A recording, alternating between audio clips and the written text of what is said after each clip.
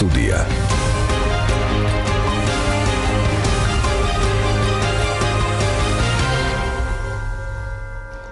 მოგესალმებით პატრიციულ რადიო მსმენელებო, ჟურნალისტი გიორგი ჩოკოშვილი. FM 102.4 ტალღაზეა თქვენი მიმღებები მომართული საქართველოს რადიოს რადიო 1-ს უსმენთ.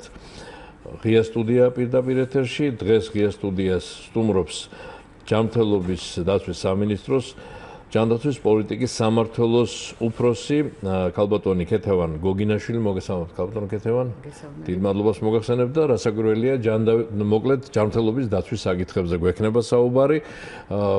უკვე გაწეულ საქმიანობაზე ვთხოვთ რომ ერთგვარი თუ შეიძლება ასე ითქვას ჩვენს მსმენელებს მოკლე ანგარიში ქალბატონ ქეთევან რომ მივაწოდოთ ძირითადად რა გაკეთდა. მართალია ჩვენმა მოქალაქეებმა უკვე პირადადაც იგრძნეს საკუთარი გამოცდილების ხარჯზე იციან რა გაკეთდა და როგორ, მაგრამ თქვენი მხრიდან ესე იგი ინფორმაციის მოწოდება იქნება უფრო სრულყოფილი, უფრო პროფესიული. და ამის მიუხედავად, რომ დარწმუნებული ვართ ამ უმწურავ ინფორმაციას მოგვაწვდით, მაინც შესაძლოა გაჩნდეს შეკითხვები, ამიტომ ჩვენს მსმენელებს ტელეფონების ნომრები უნდა შევახსენო, ვისაც სურვილი გაქვთ რომ ქალბატონ ქეთევანს ღია ეთერში დაუკავშირდეთ. აი ამ ტელეფონებით ისარგებლეთ 240 91 92 და 240 92 92. სულ ახლახანს იყო პრეზენტაცია, ამის თაობაზეც ინფორმირებულია ჩვენი საზოგადოება ქალბატონ ქეთევან. ერთგვარად შეჯამდა გაწეული სამუშაო, რაც ჯანდაცვის სამინისტრო, მოკლედ ვიტყვი ხოლმე სახელწოდებას, იმიტომ რომ გრძელი სახელწოდება აქვს თქვენ სამინისტროს, გასწია ამ დაახლოებით 2 წლის მანძილზე და საყოველთაო აღიარებით და შეფასებით არის თქვენი მუშაობა დადებითად აღქმული და შეფასებული. თქვენ თვითონ რას გვეტყვით? რითი ხართ მაყოფილი, რითი ხართ უკმაყოფილი? მოგესალმებით. ძალიან სასიამოვნოა ხოლმე, როდესაც კარგ თემებზე საუბრობ. მართლაც 24 ივნისს გაიმართა ძალიან დიდი სემინარი, რომელშიც მონაწილეობდა არა მარტო ქართული საზოგადოება, სამედიცინო საზოგადოება, არამედ საერთაშორისო ორგანიზაციები. საერთაშორისო ორგანიზაციების მიერ ჩატარდა ძალიან მნიშვნელოვანი გამოკვლევა. მონაწილეობდა 3 უდიდესი დონორი, ეს არის მსოფლიო ბანკი, ჯანმრთელობის მსოფლიო ორგანიზაცია, ამერიკის საერთაშორისო განვითარების სააგენტო, რომლებმაც გამოკითხვა ჩაატარეს მოსახლეობის და დააგვანახეს მოსახლეობის დამოუკიდებლობა საქართველოში ჯანდაცვის სექტორში მიმდინარე რეფორმებისადმი. ალბათ ყველასთვის კარგად ცნობილია და ალბათ ბევრ ოჯახს და ალბათ ყველა ოჯახმა იგრძნო ის პროგრამა, რომელიც ამოქმედდა 2013 წელს და რომელსაც ქვია საყოველთაო ჯანდაცვის პროგრამა და ეს პროგრამა იყო ის საფუძველი, რომელმაც პირველად საქართველოს დამოუკიდებლობის ისტორიაში საფუძველი ჩაუყარა უნივერსალურ მოცვას, უნივერსალურ ხელმისაწვდომობას სამედიცინო მომსახურების სერვისებზე და ზუსტად ამ კვლევამ გვაჩვენა ის, რომ თითქმის მოსახლეობის 99.9% მოცული არის სახელმწიფოს მიერ დაფინანსებული სამედიცინო სერვისებით და მათ უკვე აღარ გააჩნიათ ის პრობლემა, რომ თუ რაიმე პრობლემა დაუდგათ, გადაუდებელი იქნება თუ გეგმიური, სახლების გაყიდვა დაჭირდებათ და ზუსტად ამ კვლევამ აჩვენა ის, რომ გაიზარდა ფინანსური ხელმისაწვდომობა, შემცირდა ფინანსური ბარიერები და განახევრდა იმ ადამიანების რიცხვი, რომლებიც აღარ მიდიან და არ მიდიოდნენ ექიმთან, იმიტომ რომ არ ჰქონდათ ელემენტარულად არ ჰქონდათ ფული. გაიზარდა მოსახლეობის ხელმისაწვდომობა სერვისებზე და ნიშნავს, რომ გაიზარდა სერვისების უტილიზაცია, ანუ მეტი მოსახლე აკითხავს სამედიცინო დაწესებულებებს, მეტი მოსახლე იღებს ექიმიდან მომსახურებას, მეტი მოსახლეა კმაყოფილი მიღებული სამედიცინო სერვისით, არა მარტო ფინანსური ხელმისაწვდომობა, არამედ მათი კმაყოფილების ხარისხიც გაიზარდა, ხვდებათ ძალიან კარგი გარემო, მეტ ყურადღებას უთმობს ექიმი მათ, მეტად არიან ჩართული მკურნალობაში. ეს ყველაფერი კვლევის შედეგებია და ის კვლევის შედეგები, რომელიც თვითონ მოსახლეობა პასუხობდა ძალიან დამოუკიდებელ ორგანიზაციების მიერ ჩატარებულ გამოკითხვას. ჯეოსტატმა ჩაატარა, სასახსტატმა ჩაატარა კვლევა, ამიტომ მათთვის არ იყო თქვათ რაიმე პირადი ინტერესები, რომ ძალიან კარგი შედეგი ყოფილიყო მიღებული, კვლევის შედეგები გაანალიზა მსოფლიო ბანკმა და ჯანმრთელობის მსოფლიო ორგანიზაციამ, ისინიც დამოუკიდებელი ორგანიზაციები არიან, რომელზეც მაინც და მაინც სახელმწიფოს დიდი ზეგავლენის მოხდენა არ შეუძლია, ამიტომ ეს შედეგები, რომელიც კვლევამ აჩვენა, არის ის, რასაც მოსახლეობა ნამდვილად რეალურად ფიქრობს ჯანმრთელობის სექტორში მიმდინარე რეფორმებზე. თუმცა იმედი მაქვს მეც და ჩვენს მსმენელებსაც, რა თქმა უნდა, ქალბატონო კეთევან, რომ ეს ჯანდაცვის მუშაკთა თვითმაყოფილებას არ გამოიწვევს. არა, რა თქმა უნდა, ჯანდაცვის მუშაკებში ცოტა თვითმაყოფილებას არ გამოიწვევს და უფრო მეტ ვალდებულებას უქმნის ესეთი მოთხოვნა და ესეთი კმაყოფილება მოსახლეობის, რომ რაც შეიძლება უფრო მეტად უნდა ვიმუშაოთ ჩვენც და მათაც, რომ ეს კმაყოფილება არ გაქრეს და კიდევ უფრო მეტი 2 წლის მერე რო ასეთი კვლევა ჩატარდება, უფრო უკეთესი შედეგები იქნას მიღწეული. ვინაიდან პოლიტიკის განსაზღვრა არის თქვენ სამსახურის უშუალო მოვალეობა, სამომავლო საკითხებზე რა თქმა უნდა დაგისვათ კითხვას, მაგრამ მე მინდა ასევე იმ პირველ ჩემს შეკითხვასაც დაუბრუნდეთ ქალბატონ კეთევან. თქვენ ბრძანეთ წარმატებების თაობაზე, მაგრამ აი შიგნიდან თვითონ თქვენ რას ხედავთ, რა არის უფრო მეტად განსავითარებელი და რითი ხართ უკმაყოფილო, რა ვერ შეძელით ამ პერიოდში და რის განვითარებას აპირებთ უფრო მეტად, რომელი მიმართულების. ერთი რაც ზოგადად შეიძლება უშუალო ჯანდაცვის სამინისტროს გადასაწყვეტი არ არის, მაგრამ აი ამ ფონზე, რაზეც თქვენ საუბრობთ და ამ სერვისების ხელმისაწვდომობის ფონზე რაც ჩვენს მოსახლეობას ძალიან უჭირს, მედიკამენტები. ეს არის ჯერჯერობით მართლა ძალიან ისეთი გადაუჭრელი პრობლემა. შეიძლება რაღაც ნაწილობრივ რაღაც მოხერხდა თუნდაც ამ საყოველთაო ჯანდაცვის პროგრამის მეშვეობით იქ არის რაღაც გარკვეული შეღავათები, მაგრამ ეს აი ამ პირობებში მცხოვრები მოქალაქეებისათვის ცოტაა. აი ამ მიმართულებით მოდით პირდაპირ დავსვი მე შეკითხვა და მედიკამენტები თუ რაიმე შეუძლია სამინისტროს რა შეუძლია რას ფიქრობ. ჯერჯერობით მოგახსენებთ იმას, რასაც ამჟამად სახელმწიფო ახორციელებს მედიკამენტებთან მიმართულებით და შემდეგ ვისაუბროთ რას გეგმავს. კი ბატონო. კვლევამაც აჩვენა, რომ ყველაზე დიდი პრობლემა ეს არის მედიკამენტები და ქრონიკული პაციენტებისათვის მედიკამენტებზე ხელმისაწვდომობა. ის რომ სერვისებზე ხელმისაწვდომობა გაიზარდა, არ ნიშნავს რომ მედიკამენტებზე ხელმისაწვდომობის მხრივაც ასეთი კარგი შედეგები გვაქვს. ამასთან მინდა უბრალოდ თქვა, რომ საყოველთაო ჯანდაცვის ფარგლებში მოსახლეობის გარკვეული ჯგუფებისთვის ეს არის პენსიონერები, ბავშვები, უმწეო მოსახლეობა, იფარება ძალიან დიდი ფართო სპექტრი მედიკამენტების თანადაფინანსებით, ასევე სხვადასხვა ვერტიკალურ პროგრამებში, ანუ დაავადებებზე ორიენტირებულ პროგრამებშიც ძალიან ბევრი მედიკამენტების დაფინანსება ხდება, ეს არის დიაბეტის, თქვათ, იშვიათი დაავადებებთან დაკავშირებული მედიკამენტების, ეხლა დაიწყო შარშან ზუსტად პოლიომის მჟავა და ასევე რკინის პრეპარატები ორსული ქალბატონებისთვის, ვისაც ეს საჭიროება და 2015 წლის აპრილში დაწყებული პროგრამა, რომელიც უპრეცედენტოა მსოფლიოს მასშტაბით, რომ პაციენტებს უფასოდ ეძლევათ 80-90,000 დოლარის ღირებულების მედიკამენტები და ძალიან დიდ დაავადებას, როგორიც არის ჰეპატიტი, ამის მკურნალობა სახელმწიფომ თავის თავზე აიღო. თუმცა ამაზე გაჩერება სახელმწიფო არაპირებს.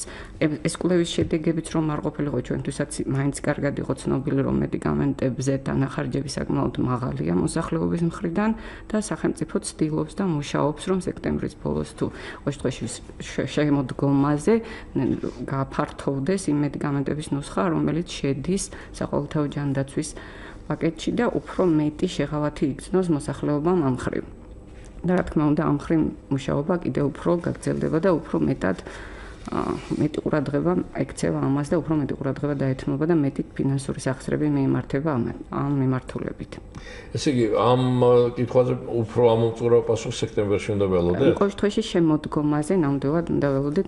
ეხლა მიმდინარეობს მუშაობა იმ ჩამონათვალის დაზუსტებაზე, რომელიც შეიძლება აისახოს და უფრო გაფართოვდეს. არსებული ძალიან კარგი ჩამონათვალი არსებობს, იფარება თქვა ჰიპერტენზიის, იფარდება ანტიალერგიული სხვადასხვა ტიპის ანტიბიოტიკები და აი ეს ჩამონათვალი რომ უფრო გაფართოვდეს და ფინანსურად უფრო ხელმისაწვდომი გახდეს მოსახლეობისთვის, ამაზე მიმდინარეობს მუშაობა და ალბათ უკვე სადღაც-შემოდგომის ბოლოს მოსახლეობა თვითონ იგრძნობს ამ შეღავათებს, რასაც სახელმწიფო შემდეგ შესთავაზებს. როდესაც ჯანდაცვის ხელმისაწვდომობაზეა საუბარი, კაპიტანი კეთევან, თქვენ იქ ახსენეთ ასევე ხარისხიც, მაგრამ ალბათ ხარისხის მიმართაც უფრო მეტი ყურადღების გამოჩენაა საჭირო და უფრო ამ მიმართულებით უფრო გააქტიურება ხო საქმიანობისა. თვითონ თქვენი ხედვა როგორია სამინისტროს? ჩვენი სამინისტროს ხედვაა და ალბათ მოგესმენიათ კიდეც ბატონი მინისტრის გამოსვლებიც, რომ ყოველთვის ვამბობთ, რომ კი პირველ 2 წელიწადში მივახციეთ იმას, რომ სამედიცინო მომსახურებაზე უნივერსალური ხელმისაწვდომობაა და ახლა სამინისტრო მუშაობს იმაზე, რომ იყოს უკვე ხარისხიან სამედიცინო მომსახურებაზე ხელმისაწვდომობა.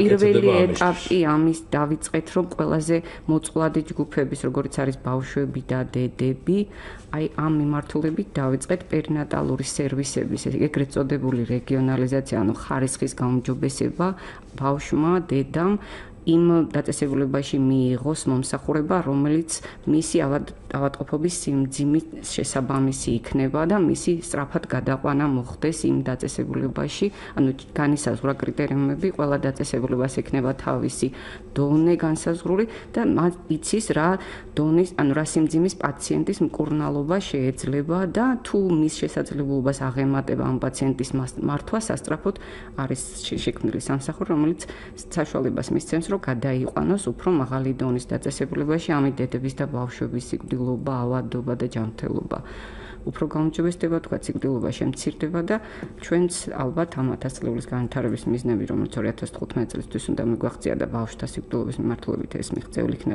თუმცა დედათა სიკვდილობის მიმართულებით მაინც დაგვრჩა პატარა, არა მარტო ჩვენ მთელ მსოფლიოში. ამასაც აღმოფხვრით და ყველა მოსახლეს, ბავშვს და დედას ხარისხიანი მომსახურება გაეწევა და ის რაც მას სჭირდება და იმ ადგილას, სადაც მას სჭირდება და მის მიერ, ვინც იმ სიმძიმის მომვლელი იქნება და შესაძლებლობა ექნება. ეს პილოტირია ჯერჯერობით, მხოლოდ იმერეთის და რაჭა-ლეჩხუმის რეგიონში მიმდინარეობს. პილოტის შედეგებზე იქნება დამოკიდებული ქვეყნის მასშტაბით გავრცობა, თუმცა პილოტის პირველი შედეგები აჩვენებს, რომ წარმატებულია. ეს არ არის ქართული მოდელი, უბრალოდ ჩვენ სხვაგანაც წარმატებით მუშაობს და ამიტომ ჩვენ გადმოვიღეთ ის, ამაში გვეხმარება ამერიკის შეერთებული შტატების ისევ საერთაშორისო განვითარების სააგენტო. და ვფიქრობთ, რომ მომავალი წლიდან ეს უკვე გაფართოვდება მთელს ქვეყანაში. დანარჩენ სამედიცინო მომსახურების სერვისებს რაც შეეხება, სამინისტრომ ალბათ თქვენთვის ცნობილია, რომ კონტრაქტი გააფორმა, ესე ქვია Global Alliance for Health, ესეც საერთაშორისო ორგანიზაციასთან და მათთან ერთად მუშაობთ ხარისხის მართვის გეგმაზე, სტრატეგიულ გეგმაზე, რომელიც წლის ბოლოს დასრულდება და უკვე ამოქმედდება მომავალი წლიდან. კარგად კაფეოდ გაწერილი ქმედებები იქნება, რომელშიც მეტი აქცენტი გაკეთდება სამედიცინო მომსახურების ხარისხზე და უკვე ჩვენი მიზანი რაც არის, რომ ხარისხიან სამედიცინო მომსახურებაზე კონდეს უნივერსალური ხელმისაწვდომობა მოსახლეობას, მომავალ წლებში უკვე ამასაც იგრძნობენ. ალბათ აქვე ვინაიდან სამინისტროს წარმოადგენთ თქვენ მიუხედავად იმისა, რომ სამინისტროს საქმე შეიძლება არ არის დაუშვათ მედიკოსების დაფინანსება, მათთვის ხელფასების გადახდა, მაგრამ მაინც უნდა ითქვას და თქვენი პოლიტიკის განსასაზღვრია, თქვენი სამუშაოა მიმართულებითაც, რომ მედიკოსებს საკმაოდ დაბალი ანაზღაურება აქვთ. აი სამინისტროს რა შეუძლია, რა საკეთებს მიმართულებით, რომ ანაზღაურება გაიზარდოს, რათა მათი პირდაპირ კავშირშია ესეც მომსახურების ხარისხთან, ხო? რა თქმა უნდა, მომსახურების ხარისხთან პირდაპირ კავშირშია ადამიანს, რომელსაც არ აქვს მატერიალური დაინტერესება იქნება თუ мотиваცია, ვისაც არ გააჩნია, ალბათ მე ადამიანის სიცოცხლესთან მუშაობა ცოტა რთულია ხოლმე, იმიტომ სხვა პრობლემებზე თუ ფიქრობს. რა თქმა უნდა. უბრალოდ იმ სტრუქტურიდან გამომდინარე, რაც სამედიცინო ინფრასტრუქტურასთან მიმართებაში დახვდა სამინისტროს, ეს არის, რომ პრაქტიკულად 90% განგერძოებულია, სამინისტროს მხოლოდ შეუძლია გამოსცეს რაღაც რეგულაციები და მიუთითოს სამედიცინო დაწესებულებებს, როგორ მოხდეს მათი სახსრების ჩაპირდაპირ ჩარევა ასეთი, რომ თქვა სამედიცინო დაწესებულებებმა, რომ თქვა რაღაც პროცენტი მიღებული თანხის.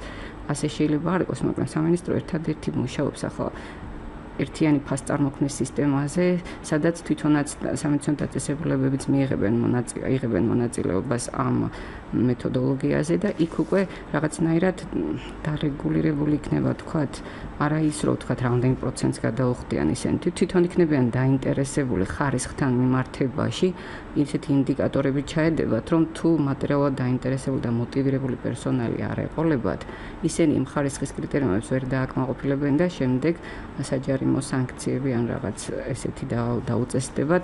ამიტომ თვითონ იქნებიან რეგულაციები ჩვენ არ შეგვიძლია თქვათ, რომ ფასწარმოქმნა, თქვათ რეგულაცია, ხო, პირდაპირ რეგულაცია, მაგრამ ჩვენ შეგვიძლია ხარისხთან მიმართებაში რეგულაციების დაწესება და თვითონ იქნებიან მე სამედიცინო პერსონალი და მენეჯმენტი დაინტერესებული პერსონალი ყავდეთ მოტივირებული რომ მაღალ ხარისხიანი სამედიცინო მომსახურება შეასრულოს. ეს მოტივაციის მეთოდებს თვითონ განსაზღვრავენ ალბათ, იმიტომ რომ თუ ეს არ აისახავთ თქვათ რაღაც მატერიალურში, რაღაც ახალისების სხვადასხვა მეთოდებში, ასე მათი მოტივირება ნაკლებად იქნება და ნაკლებად შეძლებენ იმ ინდიკატორების და იმ მოცემულობების შესრულებას, რაც მათ დაუწესდებათ ახლო მომავალში ხარისხთან მიმართებაში. ამიტომ თვითონ ეს ორი მიმართულება, როგორც არის თქვათ, ხარისხთან სამედიცინო მომსახურებაზე, ხარისხიანი სამედიცინო მომსახურების მიწოდება და თქვათ ფასწარმოქმნის ერთიანი სისტემა, ეს თვითონ განსაზღვრავს შემდგომში და მენეჯერებს საშუალებას მისცემს კი ალბათ აიძულებს, რომ მომსახურე პერსონალის მოტივაციაზეც იზრუნონ. და ეს გააუმჯობესებს თვითონ სამედიცინო დაწესებულებების შეარსებულ ვითარებასაც.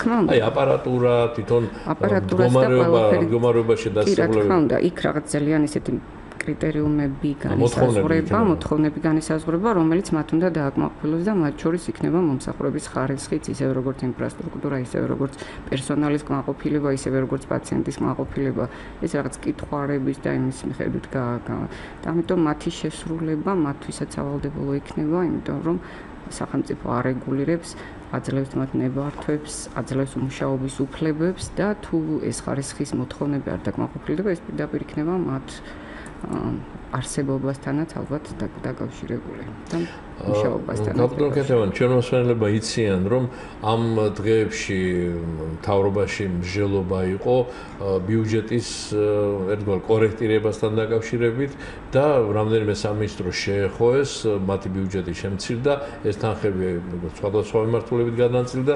ჩვენ რამდენადაც ვიცით, ჯანმრთელობის დაცვის სამინისტროს ეს არ შეხებია, ხო? ასე რომ არ საყოველთაო ჯანდაცვას, არ სხვა პროგრამებს არანაირი საფრთხე არ ელის. პირველი განაცხადი, რაც მთავრობამ გააკეთა 2012 წელს, ეს იყო, რომ ჯანდაცვა, სოციალური დაცვა და საერთოდ ადამიანის სოციალური თუ ჯანმრთელობის მდგომარეობა მისთვის არის პრიორიტეტი და ეს აისახა გაორმაგებული ბიუჯეტებით 2012 წლიდან და დღემდე გრძელდება და ზუსტად წელსაც, როდესაც დადგა საკითხი, რომ ბიუჯეტი შემცირებულიყო რომელიმე სამინისტროში, ჯანდაცვის სამინისტრო იყო ის პრიორიტეტული სამინისტრო, რომელსაც ეს არ შეეხო. და პირიქით ლაპარაკია შეიძლება ცოტა დაზოგილი რაღაც სხვადასხვა მიმართულებებიდან ბიუჯეტის გაზრდაზეც, იმიტომ რომ მედიკამენტებთან მიმართებაში და კიდევ იმ გეგმებთან მიმართებაში, რასაც აქამდე საუბრობდით, ფინანსური უზრუნველყოფა სჭირდება და ამისთვის ბიუჯეტი და საერთოდ მთელი მთავრობა მზად არის, რომ მეტი მობილიზება გაუკეთოს სახსრებს და ჯანდაცვის სამინისტროსკენ იყოს მიმართული. დიდია ხოლმე წუხილი საყოველთაო ჯანდაცვის მდგრადობასთან მიმართებაში. ეს ამაზე მოდით ცალკე, იმიტომ რომ ეს მართლა ძალიან სერიოზული თემაა და შეიძლება ჩვენი მსმენელების გარკვეული ნაწილიც ფიქრობს ამაზე, რომ გაგრძელდება, შეძლებს სახელმწიფო ამ ძიმე ტვირთის აწევას, ამიტომ ამაზე ოდნავ მოგვიანებით, ახლა ორი მსმენელი გველოდება, ჯერ მათი კითხვები მოვისმინოთ თუ შეიძლება. ალო გისმენთ? გამარჯობა. გაგიმარჯოთ. ძალიან დიდი მადლობა ამ ქალბატონის მოწვევისთვის და თუ შეიძლება 2-3 კითხვა მინდა. კი ბატონო, ბრძანეთ. აი ზუსტად პოლიტიკის მიმართულებით. ქალბატონო, ძალიან დიდი მადლობა შემიძლია გითხრათ და ძალიან დიდ დროს წაიღებს, ამიტომ პირდაპირ გადავდივარ საკითხებზე. ყოველთვის ღია კარის დღეს დრო განსაზღვრული აქვს. პირველი რაც არის კორპორაციულიდან, როდესაც ადამიანი კარგავს სახელმწიფოს, რა ქვია, სამსახურს, სახელმწიფო დაზღვევაზე რო გადადის, ან სოციალურად დაუცველის პაკეტი რო უნდა, პაკეტი კი არა და სოციალურად დაუცველის სტატუსი რო უნდა მიიღოს, ყოველთვის გართულებულია სახელმწიფო დაზღვევა ძალიან შეზღუდული აქვს კორპორაციის სახელმწიფოს როცა კარგავს, არა და შემოსავალი უკვე თანაბარი აქ ჩვეულებრივ ადამიანთან და ისიც თანაბარი უნდა ჰქონდეს დაზღვევა ეს პირველი. მეორე, როდესაც მრავალშვილიანი დედების და დემოგრაფიული პრობლემებისკენ ძალიან დადებითად შემოტრიალდა სახელმწიფო, მაგრამ ცხოვრებაში როცა სოციალური აგენტი მოდის, არა ეს არ ჩანს პრაქტიკაში და არ ჩანს აგრეთვე ის პოლიტიკა, რომ შემოსავლების მიხედვით სოციალურად დაუცველი სტატუსი უნდა განისაზღვროს შემოსავლებიდან და არა მისი კეთილდღეობიდან. ისიც კი არ შეცვლილა ფორმულას ითვლიან კეთილდღეობის ინდექსს და არა დაუშვათ შემოსავლების ინდექსს. და ეს კეთილდღეობის ინდექსი ძალიან ბევრ რაღაცა ისეთებს მოიცავს, რომელიც მართლა კეთილდღეობისაა და შემოსავალი თუ არა მაქვს ის კეთილდღეობა, ახლა იატაკი 30 წლის წინანდელი დაუშვათ მართლა 90-იან წლებში რომ ბინა მიმეღო, ხო?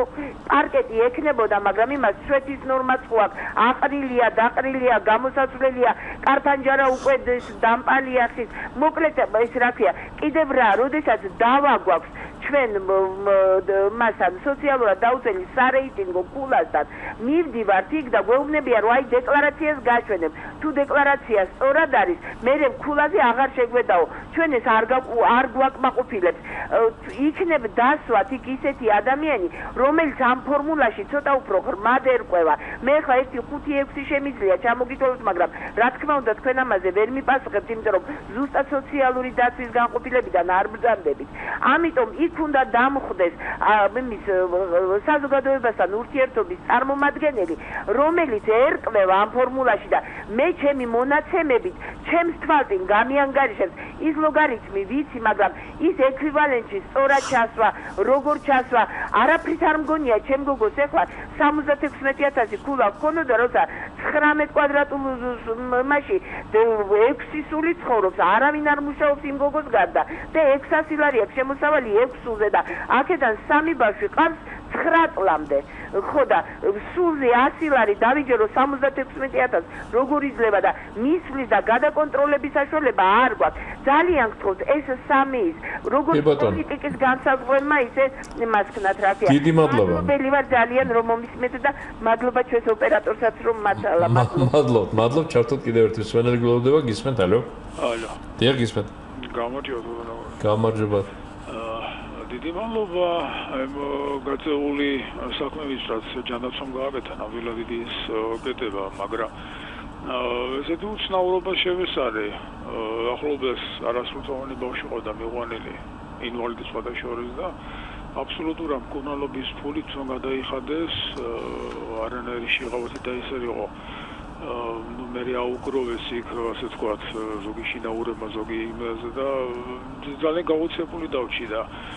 რა ვიცი ხლა ამასთან დაკავშირებით იგეგმება თუ არა რაღაცა გადახედვა ან შესწორება თუ ეს რაღაცა რა ხლა გაუგებრობას არ მგონი ადგილი ქონებოდა, იმიტომ რომ რამდენჯერმე გადამოწმეს ეს ყველაფერი და ნუ უთხრეს მე რომ არანაირ დაფინანსებას არ ექვემდებარება და რა ვიცი ცოტა უცნაურია მე მგონი და იქნება გაითვალისწინო ხოლმე. გასაგებია თქვენი შეკითხვა და პოზიციას, მადლობთ.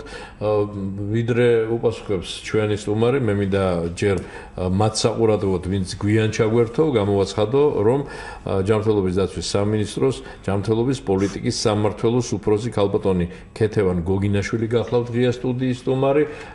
მასთან დაკავშირება თუ გნებავთ ახლა გადაცემის მსვლელობისას 240 91 92 და 240 92 92 კიდევ ერთი მნიშვნელოვანი შეხსენება, ჩვენი გადაცემა ღია ეთერშია, მაგრამ იწერება ამავდროულად და თუ კი სურვილი გაგიჩნდებათ მისი განმეორებით მოსმენის, უნდა შეხვიდეთ ჩვენს ვებგვერდზე, რომლის მისამართია Radio 1.G, Radio 1.G და იქ ძალიან იოლად მოძებნით არა მხოლოდ დღევანდელ გადაცემას, არამედ გადაცემებში ნახავთ ღია სტუდიას და ნებისმიერი ღია სტუდიის გამოშვების ხელმეორედ მოსმენის შესაძლებლობა გექნება, თუ კი ამის სურვილი გაქვთ. ქალბატონო ქეთევან, თუ შეიძლება ჩვენს მსმენელებს რომ უპასუხოთ კონკრეტულად და რა თქმა უნდა შემდეგ იმ კითხვასაც არ დავივიწყებთ, აღარ მინდა ახლა გავიმეორო. დავიწყოთ იმით ქალბატონის პირველი შეკითხვით, რომ კორპორატიული დაზღვევის თან შეიძლება ხაზი მინდა გაუსვა იმას, რომ ორი ზარი იყო და ორივე მსმენელმა დაიწყო მადლობით. იმიტომ რომ მართლაც შეიძლება ითქვას, არ იქნება გადამეტებული, თუ კიდევ გავიმეორებ, რომ საზოგადოება, მოსახლეობა, ხალხი მადლობელია ამ საყოველთაო ჯანდაცვის პროგრამის ზოგადად და რაღაც კონკრეტული მოთხოვნები და შენიშვნები იმედია გათვალისწინებული იქნება. რა თქმა უნდა, ერთად ქვეყანა არ შენდება, ჩვენთვისაც ძალიან სასიამოვნოა ხოლმე, როდესაც მიგვითითებენ ისეთ ხარვეზებზე, რომ თუმცა მადლობიც ალბათ კარგი მოსასმენია. რა თქმა უნდა, მადლობაც ყოველთვის კარგი მოსასმენია, როდესაც რაღაც შრომა ფასდება, არა მარტო იმიტომ, რომ შრომა ფასდება, უბრალოდ ჩვენც ამ ქვეყნის მოქალაქეები ვართ და ზუსტად ისევე ტკივა ჩვენც და ისევე ვსარგებლობთ იმ ჯანდაცვის სიკეთებით, როგორც დანარჩენი მოსახლეობა, ამიტომ ჩვენთვისაც, ყველასთვისაც, თუ კი ეს გამართული სფერო იქნება, ჯანმრთელობა ისეთი მნიშვნელოვანი შენატანია ეკონომიკის ქვეყნის დისთვის,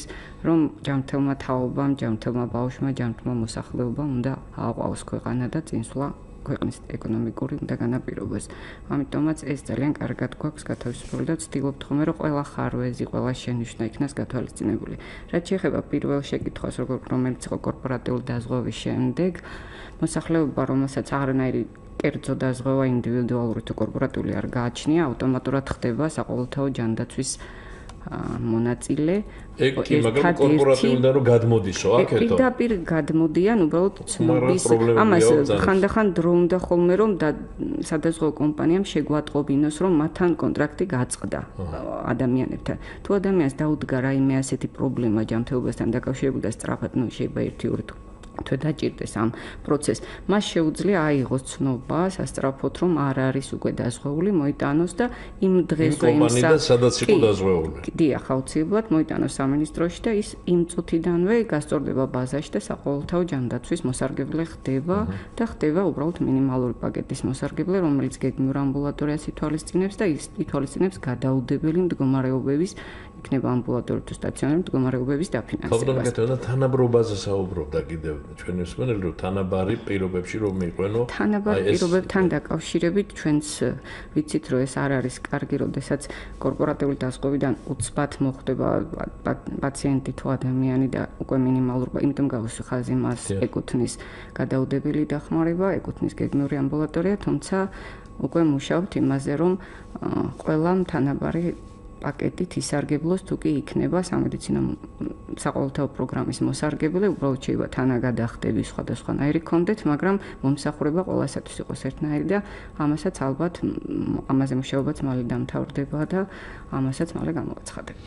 კი ბატონო, რაც შეეხება იმ სისტემას რაც შეეხება ყალიბდება შემდეგ ეს სიღარიბის ზღვარს. რაც შეეხება სისტემას, რომელიც ეს სისტემა დაიხვეწა, მაგრამ რაღაც გარკვეული ხარვეზები ჩვენი მსმენელების თვალთახედვით ჯერ კიდევ არის და თქვენ იცით როგორ არის ეს სისტემა იანვარში მოხდა საკანონმდებლო ბაზის დამტკიცება და სულ ახალი ამოქმედებულია. კი, აპრილიდან ვიცით. კი, ალბათ ეს შემთხვევები იყო, ის შემთხვევები, როდესაც ისევ ძველი სისტემის დროს შეფასებული ქულებით მოხდა შეფასება, ახალი მოსარგებლები თუ ახალი განაცხადის დამწერები უკვე ახალი სისტემით იწყებენ. შემოსავლებიდან და არაკეთილობიდან უნდა იყოს. ჩვენ ვეცადეთ, რომ ის სუბიექტივიზმი რაც შეიძლება ყოფილიყო სოციალური მუშაკის შეხედულებებიდან ეს ყველაფერი ნაკლებ და მინიმიზებული ყოფილიყო და რაც შეიძლება ობიექტური სისტემა ყოფილიყო და რაც შეიძლება მეტად უფრო გათვლებზე და არა ვინმე შეხედულებაზე და ალბათ გახსოვთ რაღაც მაცივრის და ტელევიზორის ქონასთან ყოფილიყო მიბმული. ამ ეტაპზე ეს რაღაცები თითქოს გამოსწორდა, რაღაც ფორმულად დათვლის მეთოდოლოგია საკმაოდ შეიცვალა და ძალიან კარგი შეფასება მისცეს ამას საერთაშორისო ორგანიზაციებმა, ამაში მონაწილეობდა გაეროს ბავშვთა ფონდი და პრაქტიკულად ძალიან დაგვეხმარა ამ ფორმულების და ამ მეთოდოლოგიის შემუშავებაში. მსოფლიო ბანკი თითქოს ატესტაციასავით გაუკეთა ამ მეთოდოლოგიას და პირველი ნაკადი ჯერ ეხა შევიდა ახალი ვინც მოითხოვა და ვინც განცხადება დაწერდა, ვინც ჩათვალო, რომ თვითონ სოციალურად დაუცველი სტატუსი ქონდა მისი აუცილებლობა, მათი შეფასება დაიწყო უკვე ახალი მეთოდოლოგიით. ძველი, ვისაც უკვე ბაზაშია მოქცეული, ძალიან ისე ეტაპობრივად მოხდება მათი ახალი გადაფასება და ახალი მეთოდოლოგიით მათი შეფასება და ის ხარვეზებით. შევახსენოთ, როდემდეა ვადა ამის ამოქმედების ახალი. ახალი ამოქმედა უკვე აპრილიდან და ეტაპობრივად ნელ-ნელა ერთ წელიწადში უკვე ჩანაცვლდება ანუ ახალი მეთოდოლოგიით შეფასდება ძვლის და ახალი შემომსვლელებით უკვე ნელ-ნელა ეტაპობრივად და მერე ალბათ უკვე ერთი წლის მერე უფრო იული იქნება ამ სისტემის ავკარგიანობაზე და ასეთი შენიშვნებიც მერე თუ ისევ ბევრი იქნება ალბათ მერე უკვე გადახედვის მაგრამ იქნებ ვეცადოთ დავაცადოთ როგორ იმუშავებს ეს სისტემა ერთ თვეში ასეთი რაღაც პრობლემები შეიძლება თვითონ სოციალურ მუშაკსაც კარგად კი აქვთ გათავისებული ეს მეთოდოლოგია, იმიტომ რომ კარგად გადაამზადეს ისინიც შეიძლება უბრალოდ მოსახლეობამ ჯერის ახალი მეთოდოლოგია კარგად ვერ აღიქვა, ცოტა რთულია ეს არ არის ძალიან მარტივი, ძალიან რთული მათემატიკური ფორმულებია იქ, როგორც კალკულატორმა აღნიშნა, არა მარტო ლოგარითმები და ინტეგრალები, საკმაოდ რთული კომპიუტერით დასათვლელი ფორმულებია, ამიტომ ნახოთ, გავიდეს რაღაც პერიოდი და მერე უფრო უკეთ შეიძლება ამისი შეფასება. თუმცა კალკულატორის წუხილს ჩვენს მისაღებ საზოგადოებასთან ურთიერთობას ვინც აგვარებს იმ ვეცდები რომ გავარკვიო უბრალოდ რა ხდებოდა და ეს პრობლემაც იქავს მოგვარებული. კი ბატონო, მადლობა ვიდრე უპასუხებთ. შემდეგ შეკითხვებს ორი მსმენელი კიდევ გველოდებოდა თქვენის ნებართვით მოვინიშნავ მათ შეკითხვებსაც. ალო გისმენთ? ალო გამარჯობათ. დიახ, თქვენზანებით. მოგესალმებით ბატონო გიორგი და მოგესალმებით. დიდი მადლობა რომ მოიწვიეთ ასეთი კარგი წარმომადგენელი ჯანდაცვაზე. თქვენ პირადად მადლობთ რომ მოიწვიეთ და მეორე მადლობას ვუხდი ქალბატონს რომ კარგი სავატყოფოები აშენდა, კეთილმოწყობილები, ლამაზები, ძალიან კარგად არის ყველაფერი მოწყობილი, მაგრამ ერთი ხარვეზი გვაქვს და მე აი ამ ხარვეზზე მინდა რომ გითხრათ. ზანეთ. დიდი მადლობა. როდის იგეგმება საერთოდ ჯანდაცვაში იგეგმება თუ არა რომ იყოს სტაციონარული მკურნალობა. სტაციონარული მკურნალობა თქვენ ძალიან კარგად იცით, ყველა ადამიანს ესაჭიროება, რომელიც ავად არის, ძალიან ხშირად წევს ლოგინად და ესაჭიროება საავადმყოფოში უნდა დააწვეს, იმას უნდა მიხედონ, იქ უნდა უმკურნალონ 15 დღე გააჯანსაღონ უნდა 15 დღე აჭამონ და ასონ, წამალიც მუქთა უნდა იყოს და ყველაფერი. აი, როდის გეგმავთ ამას? იმიტომ რომ წინა საბჭოთა კავშირის დროს ესეთი საავადმყოფოები გქონდა ჩვენა და თელავში მაგალითად 700 ადგილიანი საავადმყოფოები და სულ წასვლა იყო. და დღეს არის 30-40 ადგილიანი საავადმყოფოში და რაღაც თელავში ძალიან კარგია, მაგრამ წარელა. არავინ არ აწევს შიგა, მარტო იქ აწვენენ იმათ, ვისაც სასტრაფოდ ესაჭიროება დახმარება. ესე იგი, ან ოპერაცია ესაჭიროება არა. დანარჩენ დროს საავადმყოფო მთლიანად სარიელია. გასაგებია მადლობა, საინტერესო კითხვა. კიდევ ერთი მსმენელი ჩავთოთ და შემდეგ უპასუხოთ ქალბატონო ქეთევან. გისმენთ, ალო? გამარჯობათ, მოგესალმებით.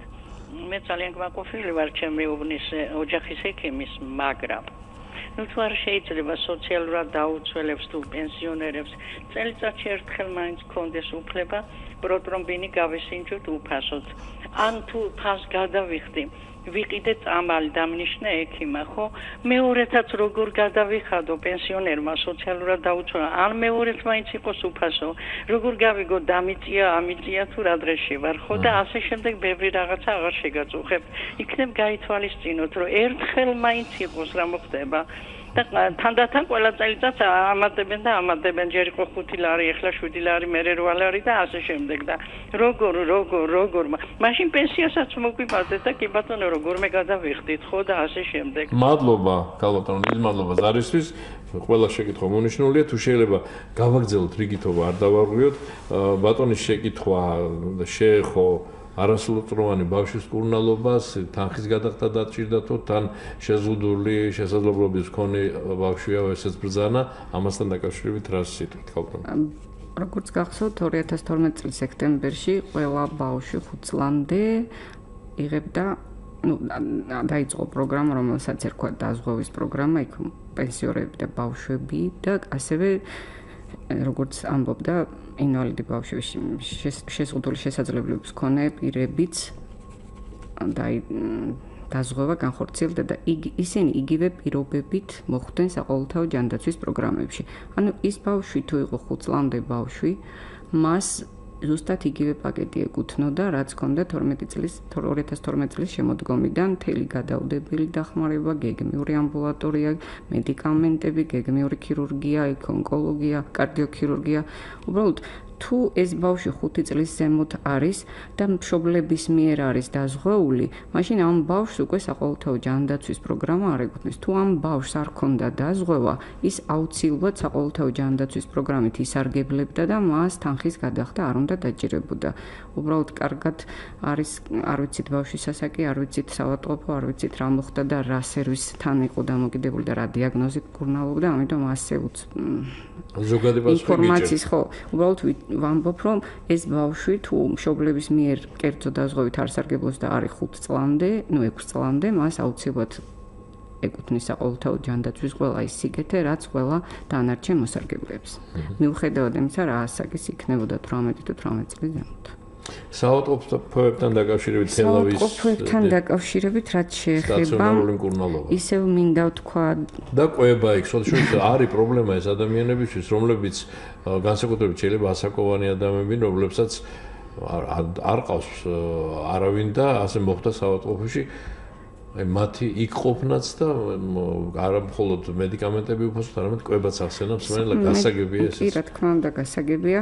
ეს საყოველთაო ჯანდაცვის პროგრამა, როდესაც ამოქმედდა, მანამდე პენსიონერების დაზღვევა იყო და ანუ ხანდაზმული ადამიანი იყო და ამიტომ უსამო პენსიონერების ასაკს ხას. უბრალოდ საყოველთაო ჯანდაცვის პროგრამა მოიცავს როგორც გეგმიურ სტაციონარულ მომსახურებას, ანუ თუ აწუხებს რამე ქირურგიული ოპერაცია ჭირდება, ან რაიმე მკურნალობა ჭირდება, მოდის წინასწარ მოაქვს განაცხადი რა მკურნალობა და რა თანხის ესეჭიროება და ამას აფინანსებს სახელმწიფო და ისწვება და რამდენი დღეც მის მდგომარეობას ესეჭიროება, ზუსტად იმდენი დღე აჩერებენ და შემდეგ უშვებენ სახლში.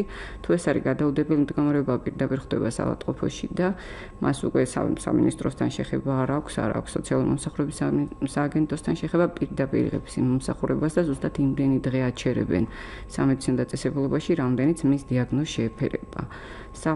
ალბათ გახსოვთ საბჭოთა კავშირის დროს საავადმყოფოები ნამდვილად იყო სავსე და ხანდახან ასაკიან ავადმყოფებს გამოსაზამთრებლათაც კი ტოვებდნენ ხოლმე, შეიძლება ისეთი არ ჭირდებოდა ისეთი დიაგნოზი არ მოითხოვდა მისი ბრძოლას, მაგრამ უბრალოდ კარგად იყო მაშინ კიდევ სანატორიული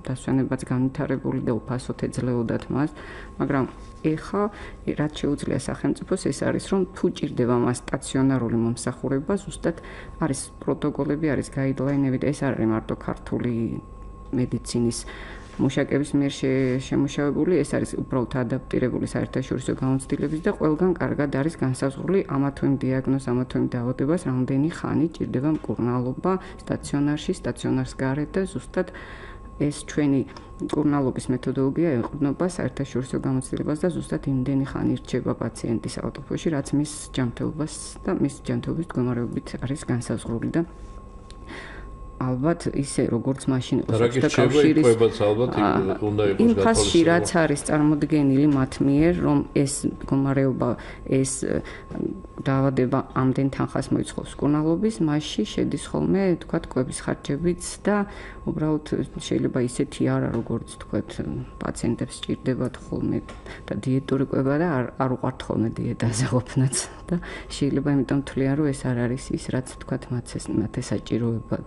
თუმცა ეს პრობლემები, რომელიც იყო თქვათ ფინანსურად ხელმისაწვდომობა, რომ დაწოლილიყო საავადმყოფოში და მიიღო სტაციონარული მომსახურება, ესეც გადაწყვეტილია და ალბათ ავადმყოფს თუ რაიმე არ ვიცი რა მდგომარეობა უნდა დაუდგეს, რომ სახელმწიფო მის გვერდზე არ დადგეს და ამ საყოველთაო ჯანდაცვის პროგრამით მისი დაფინანსება არ მოხდეს. მადლობა. რაც შეეხება პროტრომინის ანალიზს ქალბატონმა კონკრეტულად ეს თემა ახსენა იმ ფონზე, რომ მანაც მადლობით დაიწყო. რა თქმა უნდა. ქალბატონს მინდა უპასუხო, რომ ამ საყოველთაო ჯანდაცვის პროგრამის გეგმიური ამბულატორიის კომპონენტი მოიცავს ძალიან რამოდენიმე დიაგნოსტიკურ და ლაბორატორიულ კვლევას, მათ შორის სისხლის, იქ არის ღვიძლის ფუნქციები და საკმაოდ ბევრი ჩამონათვალია და არა მარტო ეს სოციალურად დაუცველებისთვის პენსიონერებისთვის ყველა ვინც სარგებლობს ამ საყოველთაო ჯანდაცვის პროგრამის მათთვის არის ეს კვლევები ზოგი ცოტა უფასო ზოგი ცოტა თანადაფინანსებით და შევეცდებით რომ ქალბატონის წუხილიც იქნას გათვალისწინებული და არ არის ისეთი ფინანსური ტვირთი სახელმწიფოსთვის რომ ეს ვერ შეძლოს. კარგი, ძალიან კარგი. გველოდება კიდევ ერთი მსმენელი, ქალბატონ გეთნევან მისი კითხვას მოვისმენოთ, გისმენთ? გამარჯობათ. გაგიმარჯობთ. მოგესალმებით და მესალმებით თქვენს სტუმარს. ახლა შეიძლება ხოლმე თქვა. კი, ბრძანეთ, ეთერში ხართ. ახლა რა მაინტერესებს ისეთ მე ვარ ისა დიალიზის პაციენტი ვარ. ახლა დიალიზი მოყოფილი დავდივარ რაიონიდან თბილისში და აბსოლუტურად იმისი დრო რომ რაიონის ცენტრებში და ორი სამი აპარატი დაიდგა. იმ სპონსორი რომ აი იმერლიშვილი ჩვენი დეპუტატები და ისინი mesela ჯიპები და მანქანები შედადიან და იდგას ის აპარატები არ რიზინის საშუალება არ უნდა მოვიდეს იმის დრო. დიდი მადლობა ზარისთვის. დიდი მადლობა ზარისთვის. დიახ. კი ბატონო, გავიგეთ თქვენი შეკითხვა, მადლობა ზარისთვის. სხვათა შორის ამ მსგავსი კითხვის დასმა მეს მინდოდა, ქალბატონო ქეთევან ზოგადად რეგიონებში რა ვითარება გვაქვს. იგივე ამბულატორიები ვიცით რომ გაიხსნა და თუ აპირებთ ამის გაფართოებას და სერვისების ადგილზე მიწოდების გაუმჯობესებას. კიდევ ერთი მსმენელის შეკითხვას მივიღო და შემდეგ უპასუხეთ თუ შეიძლება. მე მინდა ბოდიში მოვხადო აქვე ჩვენს მსმენელებს, ეს ბოლო შეკითხვა, ბოლო ზარი იქნება გადაცემაში, ვინაიდან დრო გვეწურება. დიახ, გისმენთ, ალო. გამარჯობათ. გაგიმარჯობთ. ბატონო გოგი. დიახ. მოგესალმებით და მივესალმებით თქვენ სტუმარს. გამარჯობათ, გისმენთ. მე ვიტეხი ერთ-ერთ სამონტყოფოში. დიახ. სამდღიანი პროგრამით. ვერ მოასწრეს ყველა ანალიზების აღება და რომ მოვდიოდი ლიფტში ამიღეს ერთი ანალიზი. ეს რა არის, მასხრობა არის თუ რა არის? ანუ დამატვენენ, თუ დამატვენენ გამოიკვლიონ დროულად. მე რა იყო ესა მასხრობა იყო? კარგი. ასეთი პროგრამა არ გვინდა სამდღიანი. გასაგებია. მადლობა. ქალბატონო ქეთევან, დიალიზი და გამომდინარე შემდეგ მე ცოტა უფრო გავაფართოვე ეს კითხვა, ზოგადად რეგიონებში რა ვითარება გვაქვს, იქნება ამაზე გვითხრათ და შემდეგ ქალბატონსაც. დიახ, დავიწყოთ დიალიზთან დაკავშირებით.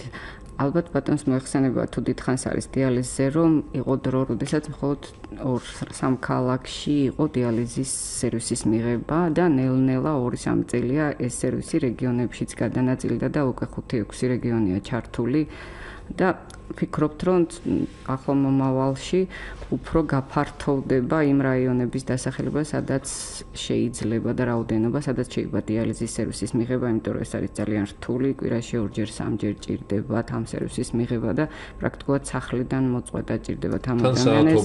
რა თქმა უნდა და ძალიან რთულია ეს.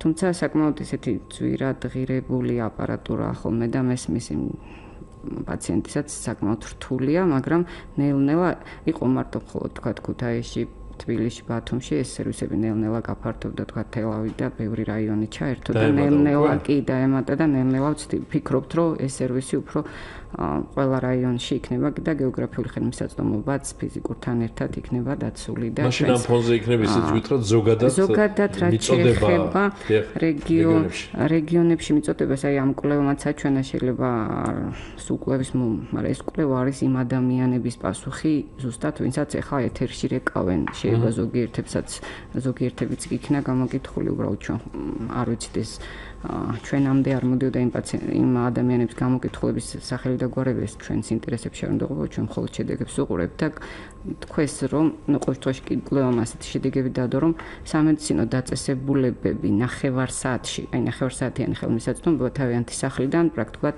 მოსახლეობის 85%-ისთვის უკვე ხელმისაწვდომია, 15%-იანი ხელმისაწვდომობა ჰქონდა 45%-ს მოსახლეობის.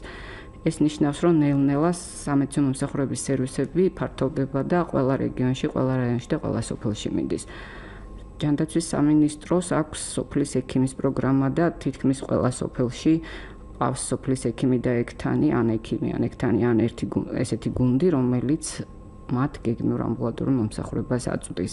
ყველა რაიონში არის რაიონული საავადმყოფო, მიუხედავად ფლობელობის ტიპისა, სადაც ხდება სამედიცინო სერვისების მიწოდება უკვე ჰოსპიტალური სამედიცინო სერვისების მიწოდება იმ რაიონებში, სადაც თქვათ, მაღალმთიან რაიონებში ან სამედიცინო კერძო სადაზღვევო კომპანიებმა ან მფლობელებმა, რომლებიც პირობას ვერ ასრულებდნენ და ხარისხიან სამედიცინო მომსახურებას ვერ აწვდიან მოსახლეობას, სახელმწიფომ ნელ-ნელა უკან გამოისყიდა და ასეთი 5 რაიონი იყო ამ ბოლოში და ყველაფერს აკეთებს სახელმწიფო, რომ ყველა რაიონში, ყველა სოფელში სამედიცინო მომსახურება იყოს ხელმისაწვდომი.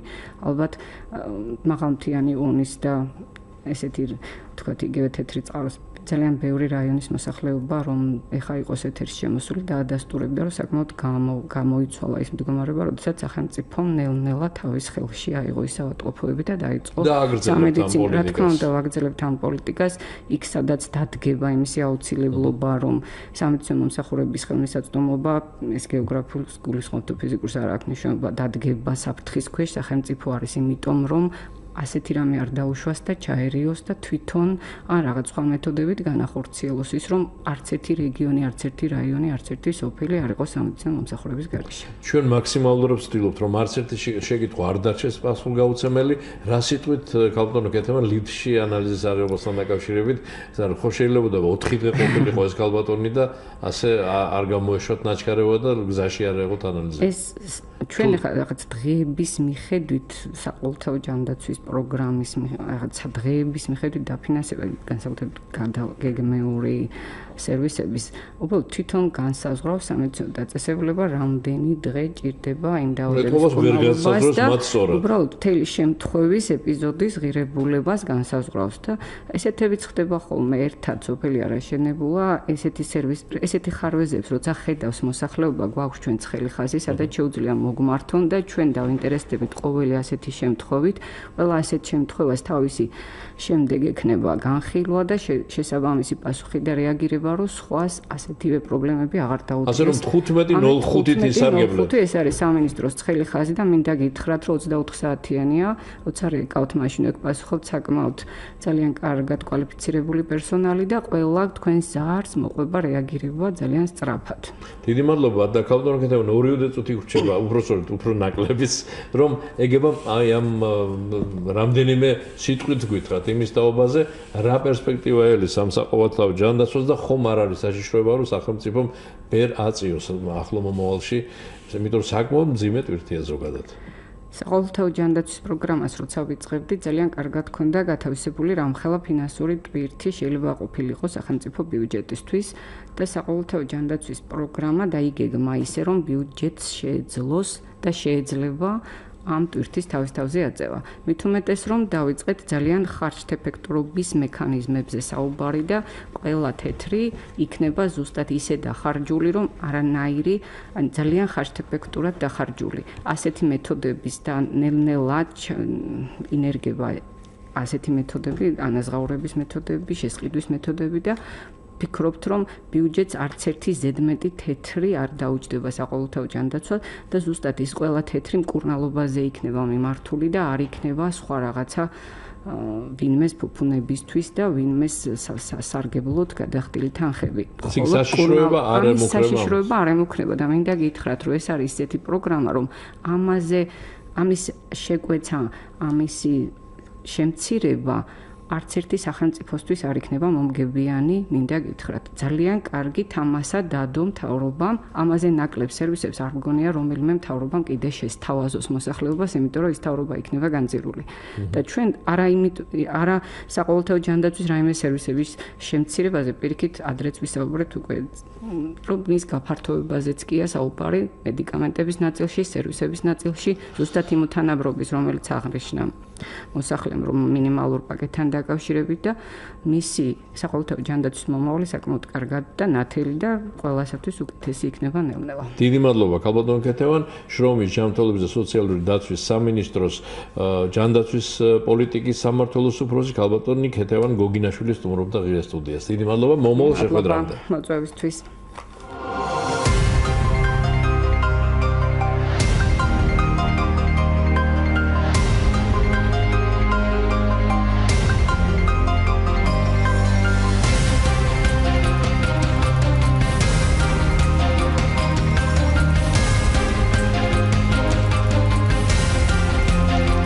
Media Studia.